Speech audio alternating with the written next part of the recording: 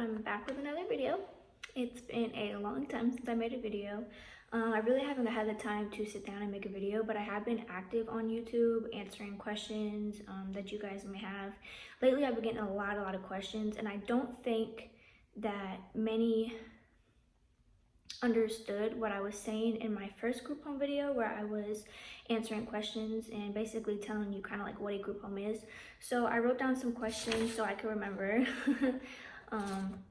and kind of just sum up most of the questions that have been asked recently. So I'm gonna try to make this like as short as possible, so I'm just gonna jump right into the questions. My first question is, what is a group home? A group home is a facility that has 24-hour care for children. Now, to go back to that, there's something that's similar to that question, and that is, one question I was asked was, who can live in a group home? People can live in a group home at any age. People who have disabilities, foster children from to the age of 18, or you can go into a group home, say that you are an adult. Now you have 18-year-olds who have a mentality of like a 12-year-old, for instance. If that's loud, I'm sorry, the AC just kicked on. But yeah, like I was saying, any adult can go in if they are not able to live on their own. They do not pay, the state pays, which takes me to the question, how much do group homes make per child? A group home can make to $100 to $190 per child per day. Now, you're not paying for that, your family's not paying for that, your mom, dad, uncle, whoever you were taken from is not paying for you to live in a group home.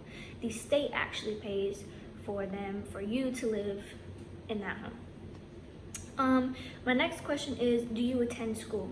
Yes, you attend school like you would if you were at home. You get on the bus, or if they drive you to school, you come back, you gotta make good grades, you know, if you don't, you get disciplined. It's the same. Yes, you go to school. What do people think when they hear a group home?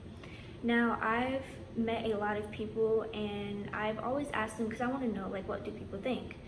I don't always tell them that I'm in a group home. I just kind of want to hear their opinion without them knowing that I was in one.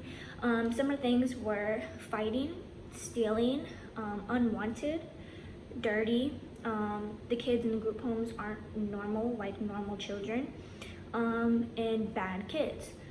That's one thing that kind of irritates me. But then again, it's understandable in some ways. If you are in a group home, that does not mean you are a bad child.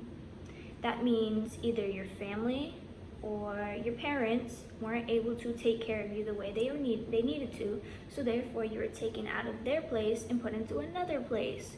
I felt like when I was in group homes, I felt like I was a prisoner. I felt like I was being punished. And I'd always tell them, I'm like, I didn't ask to be here. I didn't do bad things to get up and end myself up in this house or in this situation. It was my parents, it was my family, you know, it was not my fault. Excuse me. So yeah, those are a lot of things that people think when they hear group homes.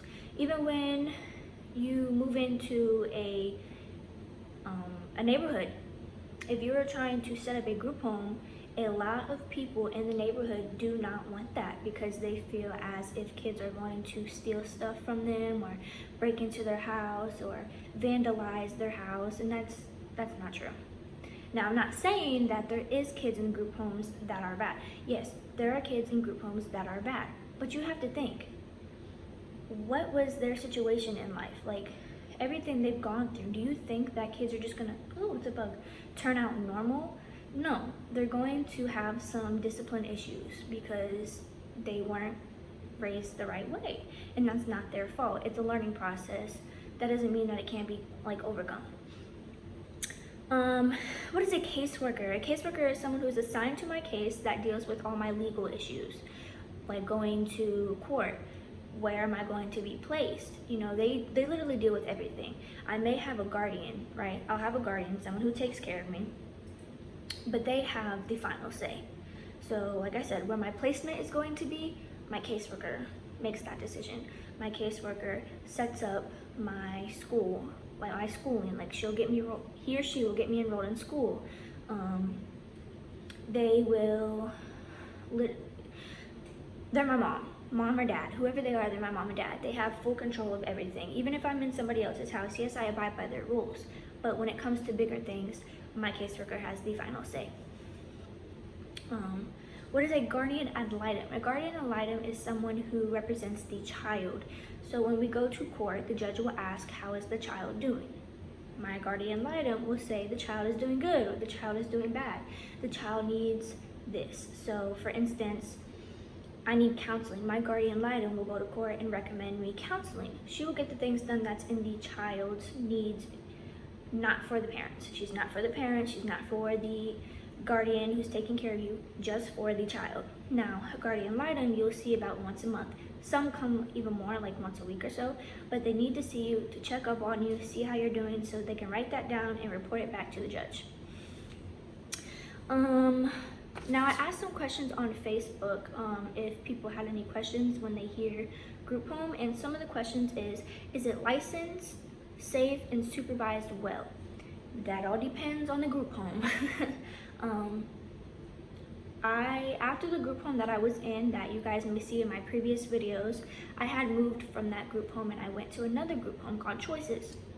I only stayed there overnight and I ended up running away. When I got there, it was late at night and I was scared. They asked me if I had a phone and I said yes. And they're like, okay, well, we're gonna need your phone because we take everybody's phone away for 17 days. And I didn't understand why, and I didn't ask. I told them that I was going to have a panic attack if they did not allow me to keep my phone overnight so I can talk to my dad and I can talk to my friends and just kind of, you know, be comfortable. I was told that I had to go in the room.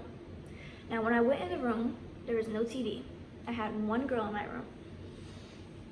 They gave me a pillow and a sheet, and I'm laying on a hard bed. No blanket. The sheet wasn't even a regular sheet. It wasn't a fitted sheet. It was a regular sheet. You just lay over, and it was like I was in jail, like I was in prison. You were not allowed to talk to any of the girls outside of the room because there's 3 other rooms and 2 girls in each room. You were only allowed to communicate with the girl that is in your room. I was the only one in there because the girl was out on her phone. Everybody had their phones because they had been there longer than 15 days and I was new. So I texted a friend and I was like, I need you to come and get me. 2 o'clock in the morning, I went out the window and I left, and I just could not stay there. I felt like I was in trouble, you know. I was very uncomfortable, I was scared, and I was on the run for a year. And that was just after that group home, after the Safe Haven. I was in Safe Haven Academy, and then I left, and then I went into that group home.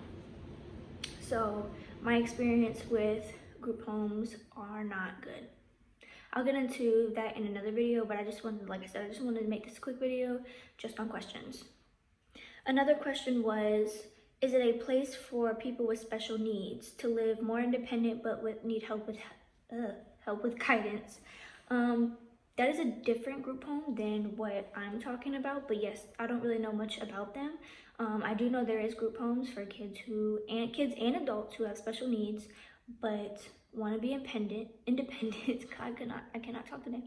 Want to be independent, but also need help with it. So yes, there is group homes for that. Another question was, are the girls nice? That's a tricky question. There's always going to be drama. Just think of it. You're living in a house with a whole bunch of girls.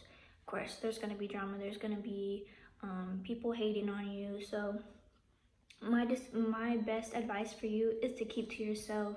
Don't really get attached to anybody, and don't tell your business to everybody, because once you tell one person, everybody will know. So yes, just stick to yourself. Stay nice. Don't be petty. Don't be mean. Don't get into drama. Just stick to yourself and try and do your time. And when I say time, I mean time. Like it's like jail. Do your time, and wait till you age out. Do I have freedom? It all depends on the group home. Safe Haven Academy, the one I was in, I had freedom. When I went to Choices, they did not give me freedom. They told me I had 10 minutes and it would go up. So I can go out for 10 minutes, I can go outside, but I have to check in every 10 minutes. Then the next day, maybe it'll be 15 minutes, but I have to keep coming in every 15 minutes to check in. Ridiculous. I don't get that. So I was like, I'm just gonna stay to myself. But that didn't even happen because I left. Let's see. How will I get money? Now, group homes will give you chores. You're gonna have to do the chores and you get money. It varies on how much they pay you. So the group home I was at in Safe Haven, we would get $15 every 2 weeks. Not a lot of money, especially if you need hygiene products. Those are not cheap. They should provide you with them. A lot of places don't provide you with them, so save your money. The group home choices, you can make up to $60, but it's $1 a chore. So you gotta do 60 chores in order to get to $60. So if you don't do any chores, you don't get any money. $1 a chore is really freaking cheap. Yeah, so those are the questions that I had written down, and those are the questions that I have received. So I kind of just wanted to sum that up a little bit for the people who have been commenting on my YouTube, asking questions. The main thing I want to say is that if you are having trouble at home, you really need to write down your pros and your cons. From my video, in my past videos, you can go off of them, and if you look at my comments, I've been updating my comments and stuff, and it's not all peaches and cream. And even at home, everything is not going to be peaches and cream. You're going to have arguments, you're going to get in trouble. You may dislike what your mom or your dad says, but just think, you're going into a group home, you're going to be taken away from your parents. Most of the time you can't have a phone, so you can't communicate with them, and a lot of group homes don't want you to communicate with your parents because they don't want any conflict going on between them and your parents. So just think about that. I personally don't know what's really going on in your guys' life, because I know you've been like commenting and kind of giving me a little bit of updates, but I don't know the full thing.